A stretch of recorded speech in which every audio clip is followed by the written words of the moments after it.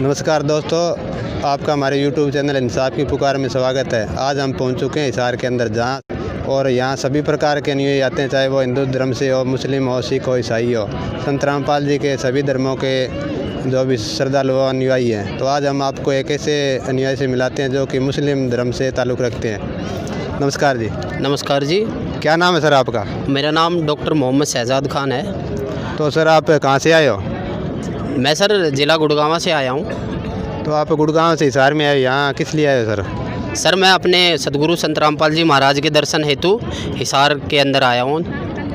तो सर हम सुनते हैं कि मुस्लिम धर्म है वो दूसरे धर्मों के गुरु नहीं बनाते, तो आपने संत रामपाल जी कैसे गुरु बनाया? सर ऐसा नहीं है, एक्चुअली क्या है ना कि दो ईमान चल रहा है, एक अल्लाह का और एक मुल्ला का। जो अल्लाह का ईमान है तो हमें यह पता करना पड़ता है कि सबसे पहले कि वो खुदा कौन है। जैसे संत रामपाल जी महाराज ने अपनी सभी धार्मिक बुकों के अंदर सभी सदग्रंथों से प्रमाणित ज्ञान दिया है और उस प्रमाणित ज्ञान को सभी सदग्रंथों से मेल खाता है। इसलिए परमात्मा ने उस प्रमाणित ज्ञान के अंदर एक कुरान शरीफ का भी ज्ञान है, जिसके अंदर परमात्मा ने उस बंदी छोड़ सदगुरु रामपाल जी महाराज ने ये साबित किया है कि वह परमात्मा जिसने आसमान और ज़मीन जो कुछ इसके दरमियान है सबको 6 दिन में बनाया और 7वें दिन तख्त पर जा विराजा। उसके बारे में किसी बाखबर से पूछ कर देखो। बाखबर का मतलब होता है तत्वदर्शी संत, और वो तत्वदर्शी संत आज ब्रह्मांड के अंदर, इस पूरे ब्रह्मांड के अंदर बंदी छोड़ सदगुरु रामपाल जी महाराज है, इसके अलावा कोई नहीं है। तो इसलिए परमात्मा का जब इस बात का ज्ञान हुआ तब परमात्मा का नाम लिया और परमात्मा के दर्शन हेतु आज हम हिसार के अंदर आते हैं और परमात्मा के दर्शन करके और अपने घर चले जाते हैं। तो सर आप मुस्लिम समाज से, और मुस्लिम समाज में ये धारणा है कि जो अल्लाह है वो बेचैन है, निराकार दिखाई नहीं देते, तो इसके बारे में आप क्या कहना चाहोगे? देखो जी, जैसा मैंने बताया आपको, दो ईमान चल रहे हैं मुसलमान के अंदर, एक अल्लाह का और दूसरा मुल्ला का।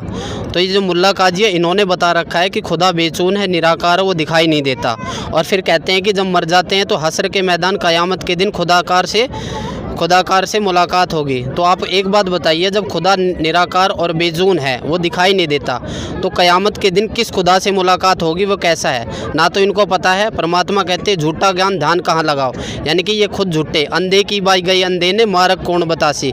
एक अंधा चल रहा है, उसके पीछे एक अंधा चल रहा है, तो सामने वाला अंधा, आगे वाला अंधा ये कह रहा है कि आप मेरे पीछे चलो। जब वो खुद अंधा है तो दूसरे के अंधे को भी अपने साथ कहीं गड्ढे में ले जाके डुबोगा। तो इनका ज्ञान ऐसा था। ये तो सतगुरु रामपाल जी महाराज की, परमात्मा की उस बंदी छोड़ सतगुरु रामपाल जी महाराज की दया हुई और वो आए और उन्होंने परमात्मा का बताया कि वो साकार है, उनका नाम कबीर है और वो 7वें आसमान पर विराजमान है और वो सचखंड सतलोक में है और अपने प्रेमी भक्तों के पास आके किसी न किसी रूप में, यानी कि एक संत के रूप में आके मिलता है और अपने बच्चों को उस परमात्मा के बताई हुई महिमा से अवगत करवा के उस सचखंड में अपनी भक्ति देकर उस सचखंड में ले जाता है, जहाँ जाने के बाद इस संसार में दोबारा नहीं आया जाता।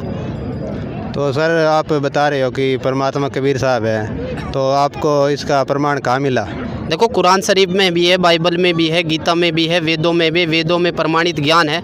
आप जो हमारी किताबें चल रही है जीने की राह और ज्ञान गंगा, मैं सभी देशवासियों से अपील करता हूँ, प्रार्थना करता हूँ, गुजारिश करता हूँ और कि आप ये जीने की राह और ज्ञान गंगा जो ऑनलाइन चल रही है, इसको फ्री अपना नाम और एड्रेस पे बताइए और आपके घर में फ्री आएगी।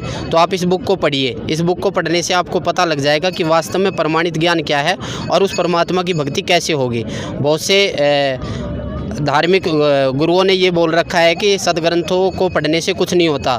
सदग्रंथ जो हैं ये जो है एक मानव रचित है, यानी कि मनुष्य से लिखित है, परंतु ऐसा कुछ नहीं है। परमात्मा ने बोला वेद मेरा भेद है पर मैं वेदन में नाही, और जोन वेद में मैं बोलूँ ये वेद जानते नहीं। कहने का मतलब ये है कि परमात्मा ने बताया कि वेद मेरा भेद है, कि वेद में परमात्मा के बताने का रास्ता है, पर जिस परमात्मा के बारे में उसकी भक्ति विधि है वो वेद में नहीं है, वो है सूक्ष्म वेद में, कबीर सागर में। तो परमात्मा कहते हैं वेद मेरा भेद है पर मैं वेदन में नाही, और जिस वेद में मैं मिलूँ ये वेद जानते नहीं।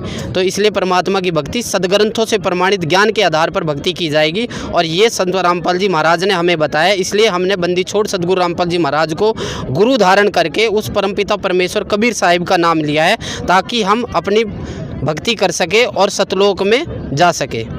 तो सर जो भक्ति करते हैं, जो संत रामपाल से जुड़ते हैं, वो बताते हैं हमें आध्यात्मिक और शारीरिक लाभ होते हैं, तो ऐसा आपके साथ भी कोई चमत्कार हुआ है? देखो, चमत्कार अगर मैं बताने लग जाऊं तो दिन छोटी पड़ जाएगी, रात छोटी पड़ जाएगी।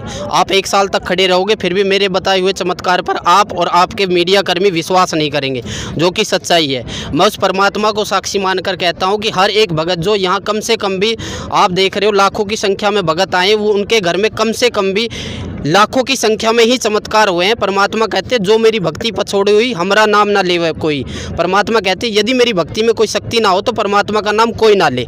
तो इसलिए यहाँ हर किसी भगत के अंदर, हर किसी भगत के किसी न किसी कारण की वजह, चाहे वो किसी रोग से ग्रस्त था या उसके घर में टोटा आ रहा था या कोई और प्रॉब्लम था, उसका कोई ना कोई परमात्मा ने ऐसा चमत्कार किया है इस भक्ति से, ताकि वो परमात्मा की ओर खींचा चला आया।